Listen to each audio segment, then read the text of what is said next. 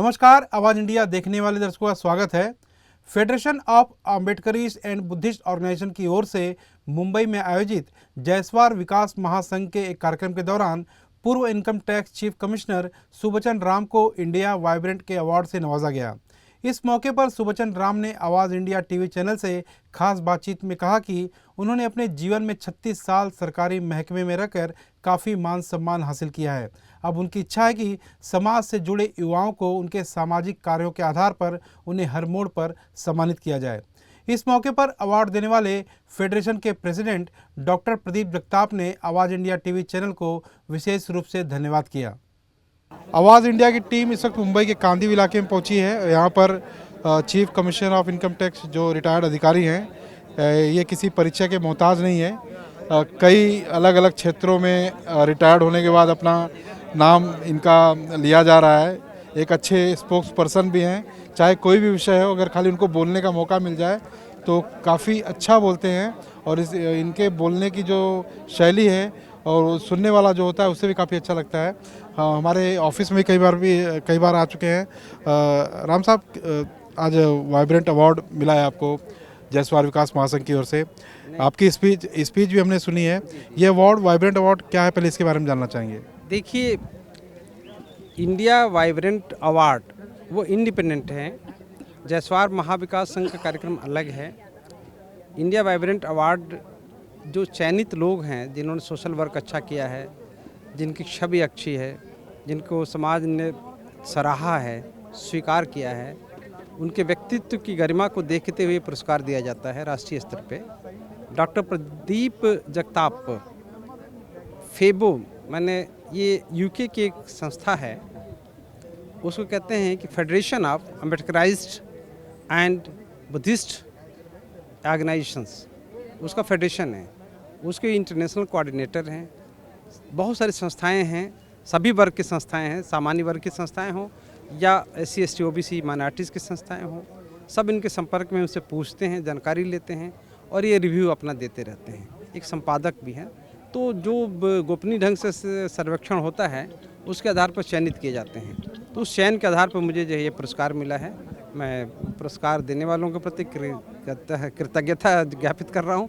और आवाज़ इंडिया जो आवाज़ बन रही है, धीरे धीरे पूरे भारत का आवाज़ बनने वाली है, ये मैंने बनने वाला चैनल है, मैं उसको भी धन्यवाद देना चाहूँगा। राम साहब, आपका एक स्पीच मैं खुद सामने मौजूद था, आप बोल रहे थे कि कुछ संविधान प्रेमी हैं, कुछ संविधान विरोधी हैं, इनको एक मुंहतोड़ जवाब बहुजन विकास या बहुजन लोगों के द्वारा एक एकता की ताकत से, समझ की ताकत से, एजुकेशन की ताकत से दिया जा सकता है। उसके बोलने के पीछे आपका इंटेंशन क्या था? देखिए, हमें हमारे समाज और राष्ट्र की चिंता है। जो संविधान की धज्जियाँ उड़ा सकते हैं, जो भी कोई भी होगा, वो बाबा साहब की इज्जत नहीं कर सकता है। दूसरी बात कि जो समतामूलक सोच नहीं रख सकता वो कभी संविधानवादी नहीं हो सकता। जो संविधानवादी नहीं होगा वो राष्ट्रवादी नहीं हो सकता। तो छद्म राष्ट्रवादिता एक तरफ, अम्बेडकरवादिता दूसरी तरफ, समतामूलक समाज की स्थापना करने वाले लोगों की टोली एक तरफ, अब विषमतामूलक समाज की स्थापना करने की कोशिश करने वाले लोगों की जो जमात है या वर्ग वो एक तरफ। आज जो है वैचारिक रूप से जो है दोनों में द्वंद्व चला हुआ है। हर लोग अपनी सत्ता स्थापित करना चाहते हैं, अपनी व्यवस्था लागू करना चाहते हैं। ऐसे समय पर समाज का जागरण करना ये हर बुद्धिजीवी का दायित्व है। चाहे टॉपिक कोई भी हो, विषय कोई भी हो, स्थान कोई भी हो, ये जो वाइब्रेशन होना चाहिए कि हमें अपने राष्ट्र की, हमें अपने संविधान की और हमें संविधान में दी हुई व्यवस्थाओं की चिंता होनी चाहिए और उसके लिए चित्कार करने की ज़रूरत है। इसलिए ऐसे मंचों पर मैं अक्सर बोल दिया करता हूँ। आपने ये भी कहा कि 35 से 36 सालों तक लगातार आप लाल बत्ती के साए में घूमते रहे। किसी सम्मान या कुछ बढ़ावा मिले आपको, थोड़ा सा उसको इग्नोर करते हैं आप, लेकिन आपकी कोशिश होती है कि हमेशा कोई नई पीढ़ी का लड़का या नया युवा पीढ़ी आगे बढ़े, उसको बढ़ावा दिया जाए। बिल्कुल, ये मेरे चरित्र में, मेरे मंशा में, मेरे उद्देश्य में रहा है।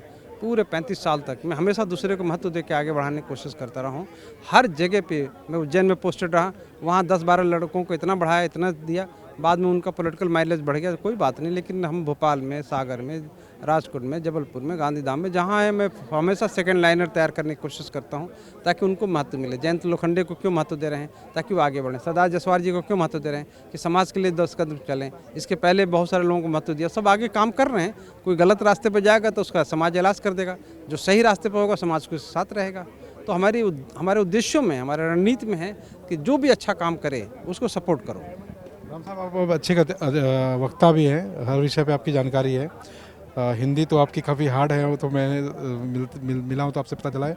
इस समय महाराष्ट्र की स्थिति या देश की स्थिति हो, अगर महाराष्ट्र के कुछ गंभीर हादसे देखें, सोमनाथ सुरंसी का देखें और संतोष देशमुख का देखें, जिस तरह से महाराष्ट्र में फिर बाबा साहब अम्बेडकर के अपमान की बात करें, छत्रपति संभाजी महाराज की अपमान की बात करें, जिस तरह से देश के और महाराष्ट्र के राजनेता इन तमाम ऐतिहासिक पुरुषों को लेकर अपमान की भावना रखते हैं, उस पर राजनीति करते हैं, ये कहाँ तक समाज के लिए? देखिए, एक बात समझना है कि ये जो दौर है वो सांस्कृतिक और सामाजिक प्रभुत्व कायम करने की होड़ का दौर है। कुछ वर्ग अपना सामाजिक और सांस्कृतिक दबदबा चाहता है, कुछ वर्ग ऐसा चाहते हैं कि नहीं, समतामूलक समाज हो, सबको जो है मैत्री भाव से, सबको जो है मित्रता के भाव से पूरे देश को रखना है। तो ये जो धारणा है, इस धारणा के विपरीत कोई भी तत्व हो, किसी भी वर्ग का, किसी भी जाति का, किसी भी संप्रदाय का, किसी भी समुदाय का, किसी भी समूह का, यदि ये भावना रखता तो समाज में द्वेष फैलेगा। और समाज में जब द्वेष फैलता है तो फिर समाज जो है चित्कार करने लगेगा, और आज नहीं तो कल क्रांति हो जाएगी। आंदोलन हुआ भी महाराष्ट्र में काफ़ी।